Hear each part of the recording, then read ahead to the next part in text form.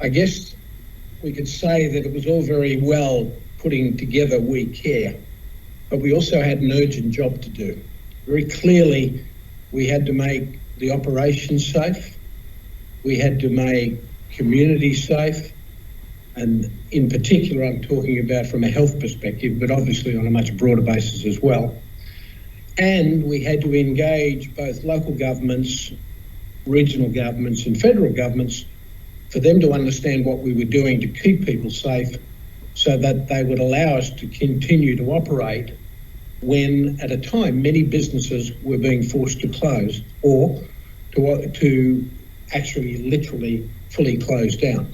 When we're able to point out the things that we provided, the provision of water, energy, in many cases parcels, those conversations became a lot easier.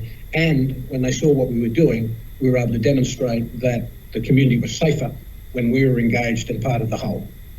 During the intense first wave of COVID-19, we worked with our host governments, employees and communities to discuss the extent of our role in so many of those communities, often in remote rural areas. And as I said, the provision of energy, water, working with schools, working with the health community, and in many cases, rebuilding some of the healthcare facilities that we had used in the past was very important in terms of providing the support in those communities that was required in the early days of COVID. And in particular, providing expertise in areas of health that the local communities didn't have. That simply illustrates the breadth and scale of our socio-economic contribution. One of the things that struck me in all of our conversations was how little people knew how things worked in their own communities. And when we sat and worked with those community members, we were able to demonstrate supply chains and how all the pieces fit together, and how the mining industry plays its part in making sure that even your daily lives are different as a consequence of us being in the community. This work was also combined with demonstrating how we adjusted our operations to allow social distancing, how we had engaged our workforce in adopting all the right health and hygiene measures, and how we put in place numerous controls around health screening at multiple points throughout the working day. We were able to continue the majority of our operations because of the work we did in those first few days. Our approach and spirit of partnership was critical in sustaining continuity of operations, which helped maintain wages and salaries and to keep water, energy and food to many that would have been materially impacted if we'd stopped operations or if any of those services had been stopped for any extended period. The spirit of cooperation and partnership was absolutely key in driving a coherent and constructive response to COVID. And from our perspective, it's something to build off again as another demonstration of what we do as a company and what we do in the mining industry in terms of making a difference in our communities. In terms of the broader conversation today, as Anik mentioned in her introduction, when I look at the business we lead today, sustainability considerations are at the heart of everything we do. If I step back and look at how we run the business, it can really be distilled into this one slide. We are guided by our purpose every step of the way.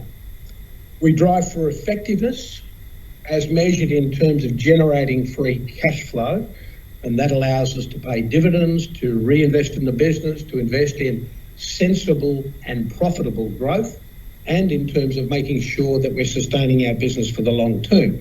Our sustainability pillars actually make sure that we are sustainable in every dimension, ranging from safety, health, environment, social performance, right the way through to how we maintain a conservative balance sheet and being able to take up opportunities. If we unpack it for a second, reimagine mining, and I'm talking about the purpose, focuses on what mining could be and how we need to envisage the mining company of the future.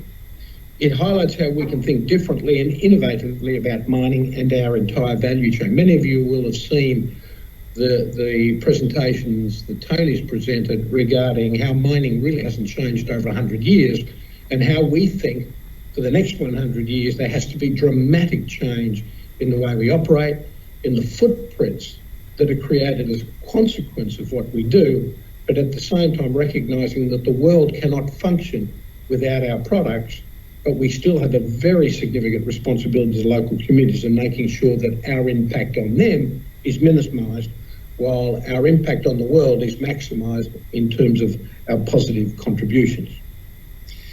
And in terms of improving people's lives, as I've mentioned, a purpose is more than just about the work we do. It's about the impact we have on everything and everyone we touch, and importantly, the way we do our work. Our purpose enables us to articulate in a simple manner the total societal impact that Anglo American brings, both in the commodities local to our operation, or the communities local to our operations, and globally with the metals and minerals that we produce. Now, in terms of sustainability and how it is integral to our strategy, we've got to say up front that it is a much used term, of course, and it means different things to different people. For us, and many of you that have seen this graphic before, it is at the heart of our strategy, not as an adjacent activity, but embedded in the way we do our work. A sustainable business is purposeful, it's competitive, it's resilient, and it needs to be agile to adjust and embrace the world as it changes and evolves in many different ways. It's a business that thrives through both economic and social cycles. Much of what we are driving for, particularly in terms of our environmental ambitions, relies on many of the technologies and digital approaches we are taking. Hence, the interconnection between our technology work and our sustainable mining plan under Future Smart Mining, which you've heard about many times before, and obviously Tony will give us another peek in terms of what that means more specifically in terms of the sustainability conversation. Future Smart is one of the most explicit ways in which we are living up to our purpose. It is industry changing. It is globally a changing approach to the way business should be undertaken, and that goes beyond the boundaries of mining. So, our sustainable mining plan always evokes a few questions about what does that actually mean. Many people have heard us talk about sustainability in the broader sense, and they talk about sustainability strategies. The reason we've used the word sustainable mining plan is it invokes, as it should, it's not simply about some airy-fairy targets that are out there somewhere. We are constructing pathways to deliver on the targets that we've set ourselves across the business. And we're closer to a plan which is about executing towards those targets than is about setting a target without giving thought to how we get there. This is where we started, and this is what we developed in 2017, and we'll reflect on those learnings and our progress in those plans during the course of the presentation. The plan itself focuses on three pillars: healthy environment, thriving communities, and being a trusted corporate leader, which you should notice map to E, S, and G. Each one with three associated stretch goals that we must reach by 2030 and a set of nearer term targets, including for 2020. Again, measuring progress towards those objectives.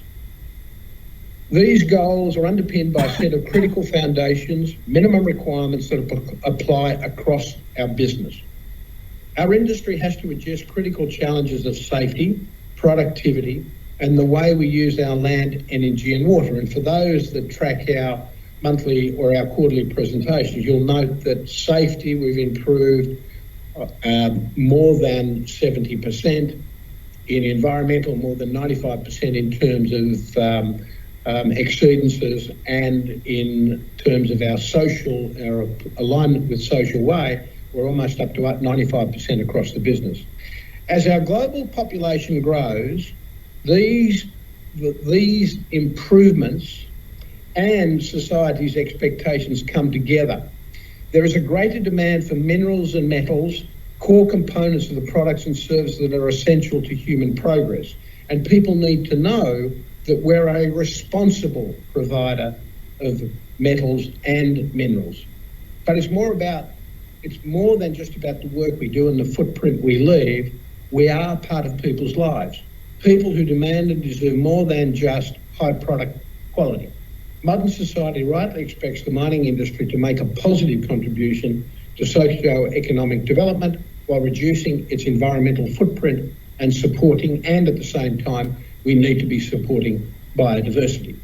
Our sustainable mining plan is transforming our entire business and is designed to deliver value to all of our stakeholders. And on that note, I'm encouraging a mindset shift. If we are going to connect with society and the 7 billion people who rely on our products every day so that we do what we do and what we do is enabled and is understood and better valued, then I believe we need to think more like a B2C industry, not a B2B industry. That is, we have customers that generally understand what we do and we connect with them well. But as Anglo American, we're looking through our customers to consumers and trying to make sure that we add value to our customers in their journey to satisfy their customers and ultimately our end consumers.